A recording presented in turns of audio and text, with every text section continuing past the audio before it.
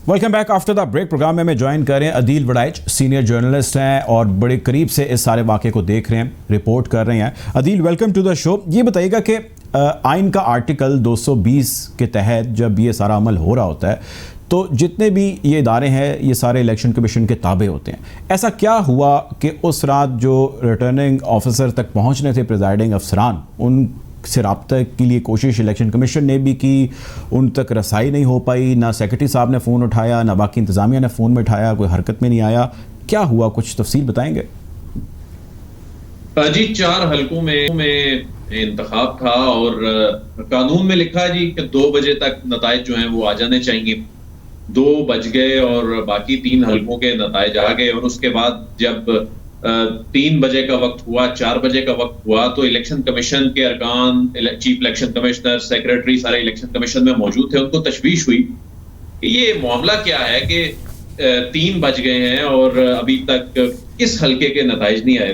तो उन्होंने रिटर्निंग अफसर से रब्ता किया और रिटर्निंग अफसर से रब्ता करने पे मालूम हुआ कि 20 प्रिजाइडिंग अफसर ऐसे हैं जिनसे टेलीफोन पे रब्ता नहीं हो रहा, जो ना अभी तक उस दफ्तर में पहुंचे हैं, पोलिंग स्टेशंस इन्होंने छोड़े हैं, उसके बाद वो दफ्तर भी नहीं पहुंचे, उनसे रब्ता भी नहीं हो रहा।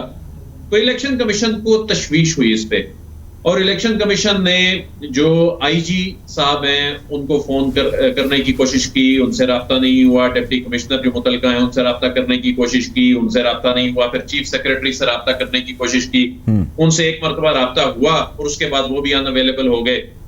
तो उस पे जो इलेक्शन कमीशन ने सुबह 5 बजे के करीब एक प्रेस रिलीज जारी की, मीडिया में चीजें आई, वो हाइप क्रिएट हो गई, इंतजामिया पे भी प्रेशर आया। उसके बाद फिर ये लोग अचानक 6 बजे के करीब थैले पकड़े हुए रिटर्निंग अफसर के दफ्तर में पहुंच गए। लेकिन रिटर्निंग अफसर ने इलेक्शन कमीशन को रिपोर्ट भेजी कि उन्हें शक है कि टेम्परिंग हो सकती है नतीजे में, क्योंकि ये एबनॉर्मल था इतनी डिले होना और इकट्ठे लोगों का इस तरह पहुंच जाना। तो उस पर इलेक्शन कमीशन ऑफ पाकिस्तान ने फिर ये कहा कि आप ये नतीजे रोक दें। अब ये नतीजे जो हैं मंगल यानी आपसे चंद घंटे अब इसमें रह गए हैं, समाअत के लिए मामला मुकर्रर हो गया है। इलेक्शन कमीशन इस हवाले से उसे जो तशवीश है कि गलती दोनों फ्री कैन में से या दोनों की होगी या एक की होगी, लेकिन असल जो इलेक्शन कमीशन को तशवीश है वो ये है कि इंतजामिया, पंजाब की इंतजामिया ने अपनी जिम्मेदारी पूरी नहीं की। इसमें चाहे नून लीग के लोग इसमें मुलव्वस हों या तहरीक इंसाफ के लोग हों, लेकिन जो असल जिम्मेदारी थी जो आइन के आर्टिकल 220 के तहत बनती थी एग्जीक्यूटिव की, ये सिक्योरिटी फराहम करना, इलेक्शन कमीशन का हुक्म मानना। तो अदील ये बताएं कि वहाँ की जो ये आप आइन का आर्टिकल कह रहे हैं 220 अंडर दैट, ये सारे उस वक्त रिपोर्टिंग है टू इलेक्शन कमीशन या जिनकी भी उन्होंने ड्यूटी लगाई है आगे। अब अगर पुलिस इस सारे में कोऑपरेट ही नहीं करती, वो वहाँ पर बैठे फ़ोन कर रहे हैं, उनको ढूंढ रहे हैं कि भाई आप कहाँ हैं, वो उनका फ़ोन नहीं उठाते हैं या फ़ोन बंद है या रब्ता ही नहीं हो पाता और इस किस्म की सिचुएशन बनी हुई है, तो ऐसे लोगों के ख़िलाफ़ क्या कोई कार्रवाई होगी, हो सकती है, होनी चाहिए? क्या इख्तियारात हैं इस हवाले से इलेक्शन कमीशन के पास, या वो उसको आगे किसी जगह रेफर कर देंगे? कार्रवाई ना सिर्फ हो सकती है बल्कि जो इलेक्शन कमीशन की जो इस वक्त जो आज मेरी इलेक्शन कमीशन, क्योंकि सेक्रेटरी साहब ने भी फोन नहीं उठाया, ये भी इसी का हिस्सा है ना, ऐसा ही है? जी बिल्कुल। और ये तो देखें, फोन ना उठाना नेग्लिजेंस ये अपनी जगह, प्रोटेक्शन देने में नाकामी और इंतजामी फेलियर, और ये चीजें अब इस पर कल ये होगा, मैं आपको खबर देता चलूं कि कल ये होगा कि खुली एक अदालत लगेगी इलेक्शन कमीशन ऑफ पाकिस्तान में। सबसे पहले इस हलके की अब किस्मत का फैसला डिसाइड होगा कि यहाँ रीपोल होना है, पूरे हलके में होना है, या ये सिर्फ 20 पोलिंग स्टेशंस में होना है।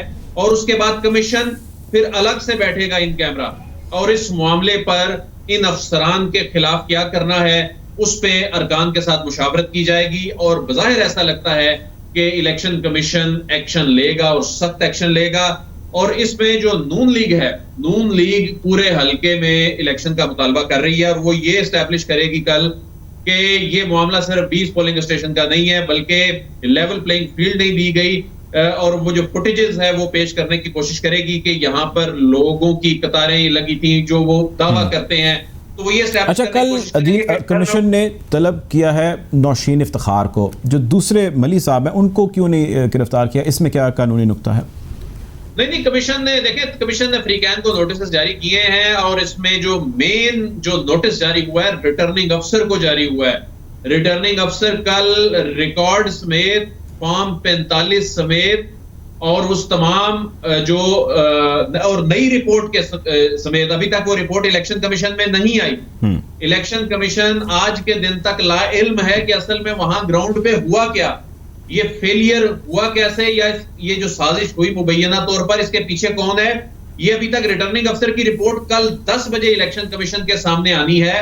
और उसमें इलेक्शन कमीशन ने फॉर्म 45, क्योंकि आज नून लीग का एक और दावा सामने आ गया है, वो ये सामने आया है कि हमारे पास फॉर्म 45 मौजूद है सारे के सारे, शायद हकान अब्बासी साहब ने कहा है, और पाकिस्तान तहरीक इंसाफ भी जो विक्ट्री का दावा कर रही है, इसका मतलब है उनके पास भी फॉर्म 45 मौजूद है। तो अब देखना यह है कि क्या किसी ने फॉर्म 45 में टेम्परिंग की है, क्योंकि असल अच्छा, थोड़ी सी हमारे नाजरीन को बता दीजिएगा फॉर्म 45 है क्या और फॉर्म 45 का रोल क्या होता है, थोड़ा व्यूअर्स को जरा समझा दें आप। फॉर्म 45 सबसे एक बेसिक डॉक्यूमेंट है जो पोलिंग स्टेशन लेवल पर कौन जीता कौन हारा, ये इस फॉर्म 45 में होता है। जो थैले हैं जी, थैलों में अगर कोई टेम्परिंग करने की कोशिश करे भी तो जो बैलेट पेपर है वो एक सिक्योरिटी फीचर का हामिल, एक मखसूस पेपर पे एक मखसूस उसका वेट होता है। ये बैलेट पेपर कोई प्रिंटिंग प्रेस से बनाकर उसमें नहीं डाल सकता, उसमें ज्यादा से ज्यादा कोई टेम्परिंग या कोई नुकसान ये पहुंचा सकता है कि वो डबल मोर लगा के वोट जाया कर दे। लेकिन फॉर्म 45 मौजूद है अगर सही हालत में तो ये टेम्परिंग पकड़ी जाती है। फॉर्म 45 जब प्रिजाइडिंग अफसर पोलिंग स्टेशन छोड़ता है रिटर्निंग अफसर के दफ्तर जाने के लिए, तो पोलिंग एजेंट को उसकी कॉपी दिए बगैर नहीं वो जा सकता। तो इसका मतलब है कि दोनों फ्रीकैन के पास ये नकूल मौजूद है, दोनों को उन 20 पोलिंग स्टेशन की असल सूरत हाल पता है। और जो यहां तक है कि वहां पोलिंग स्टेशन पे ठप्पे लगे हों, ये अभी तक ऐसी कोई सूरत हाल। अच्छा, अब अदील ये देखें, ये तो आपने सारा बताया मंजर के शिकी के उस दिन हुआ क्या और कानून अब क्या करने जा रहा है और क्या हो सकता है। अब कोई ज़रा अंदर की बात बताएं, कोई खबर हमें बताएं, वो अपना एनालिसिस मुझे दें कि ये हुआ क्या और किसने क्या किया, अंदर की कहानी क्या है, होने क्या जा रहा है, क्या क्या डिटेल क्या है, कोई इनसाइड स्टोरी दें। देखें, एक तो इलेक्शन तो इसका मुतनाज़ा हो गया है और अब जो नाकदीन हैं वो ये कह रहे हैं कि इसको मुतनाज़ा इलेक्शन कमीशन की अपनी प्रेस रिलीजेस ने भी बना दिया है, जो वो हाई क्रिएट कर दी उन्होंने सुबह 5 बजे के करीब प्रेस रिलीज जारी करके, और उसके बाद एक दूसरी प्रेस रिलीज जारी की। अब इसमें होने जो जा रहा है बज़ाहिर ऐसा लगता है कि 20 पोलिंग स्टेशन पर तो रीपोल होगा, ऐसे जो सूरत हाल बनती नजर आ रही है कि 20 पोलिंग स्टेशन पे रीपोल होगा।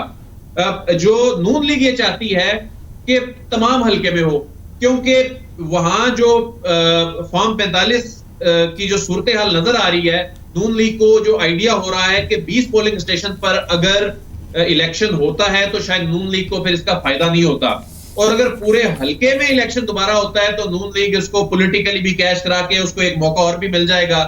तो इलेक्शन कमीशन अगर पीटीआई की फतह कर कह देता है जी पीटीआई जीत गई है, यहाँ पे भी इस बात के इम्कानात, इस बात देखें, इसमें इलेक्शन कमीशन फॉर्म 45 का ये एक सूरत हो सकती है, एक सूरत हो सकती है कि 20 पोलिंग स्टेशन पर इलेक्शन ना हो, कि नून लीग के पास भी जो फॉर्म 45 है, तहरीक इंसाफ के पास भी जो फॉर्म 45 है, और रिटर्निंग अफसर के पास भी जो फॉर्म 45 है, अगर उन पे बराबर का रिजल्ट है, उसमें कोई टेम्परिंग नहीं है, तो फिर तो इसमें नहीं होगी। लेकिन बाज लोग समझते हैं कि इसके बावजूद रीपोलिंग इसलिए होनी चाहिए कि ये अगर इलेक्शन कमीशन इसका नतीजा जारी करने का हुक्म दे देता है रीपोलिंग के बगैर, तो इसमें दोनों में से एक फ्रीक इसको इतना ज्यादा पॉलिटिसाइज करता रहेगा कि उससे फिर इलेक्शन कमीशन की साख पर भी बात होगी, क्योंकि इलेक्शन कमीशन चैलेंज किया जाएगा उसको, जो है उसकी रिट जो है उसका भी ये बड़ा इम्तिहान है। उसकी वजह यह है कि इंतजामिया एक हल्के में, देखे इस मरतबा फौज नहीं लगाई गई, और 2018 में भी फौज जो है पोलिंग स्टेशन में लगाने का सियासी जमातों ने मुतालबा किया, बड़ी मुश्किल से हमारे मशरकी मगरबी बॉर्डर पे एंगेज जवानों को इस तरह लाकर पोलिंग स्टेशन पे लाना, लेकिन वो इतने पुरअमन इंतखाबात हुए। लेकिन इस मरतबा अब ये जो प्रैक्टिस हुई है, एक हल्के में ये अफसोसनाक सूरत हाल है। आगे कोई बड़े ज़िमनी इलेक्शन आ जाए, आगे लोकल गवर्नमेंट इलेक्शन आ रहे हैं, उसके बाद फिर जनरल इलेक्शन की सूरत हाल हो, तो ये इलेक्शन कमीशन के लिए एक टेस्ट केस है। और इसमें मैं आपको ये बताऊं कि अफसरान के खिलाफ कार्रवाई का उसने इंदिया दिया है, सीनियर अफसरान के खिलाफ कार्रवाई होने का कभी इम्कान है। इस सारे मामले में इलेक्शन कमीशन बड़ा गुस्से में नजर आ रहा है और रीपोलिंग के भी बहुत ज्यादा चांसेस हैं। अच्छा, आप मुझे आखिरी सवाल बताइएगा very quickly Adeel, supreme court के कितने चांसेस हैं कि सुप्रीम कोर्ट इसमें इंटरवीन कर सकता है? ज़ाहिर है एक डिस्टर्बेंस क्रिएट है, कोई वो सुओ मोटो ले सकता है, ऐसी कोई मुमकिनात हो सकती हैं या नहीं हो सकती हैं? और अगर वो ले, क्योंकि ऑलरेडी एक प्रेसिडेंशियल ऑर्डिनेंस के हवाले से एक केस चल रहा है और उसके ऊपर हियरिंग हो रही है, क्या पॉसिबिलिटी है कि इसमें कुछ ऐसा हो सकता है? सदारती ऑर्डिनेंस की आज भी समाअत थी, मैं उसमें मौजूद था। रजा रब्बानी ने वहां पर इसका तज़किरा भी किया कि देखें ये 20 प्रिजाइडिंग अफसरान को प्रोटेक्शन नहीं दी जा सकी। इस पे कोई कमेंट नहीं किया अदालत ने। तो इसका मतलब है कि अदालत इस हवाले से अगर कोई चीज होती तो अदालत उस पर कोई रिमार्क्स देती। और दूसरी बात यह है कि अगर कोई फरीक मुतमिन नहीं होगा, किसी फरीक को इसमें नुकसान पहुंचेगा या वो जो फायदा चाह रहा है उसको नहीं मिलेगा, तो उसके बाद वो यकीनन सुप्रीम कोर्ट में इसको चैलेंज करेगा। जी ठीक है, बहुत शुक्रिया जी। हमारे साथ अदील वड़ाइच मौजूद जर्नलिस्ट हैं, आपके वक्त का बहुत शुक्रिया। प्रोग्राम में वक्त हो जाता है एक ब्रेक का, ब्रेक की जाने पड़ेंगे।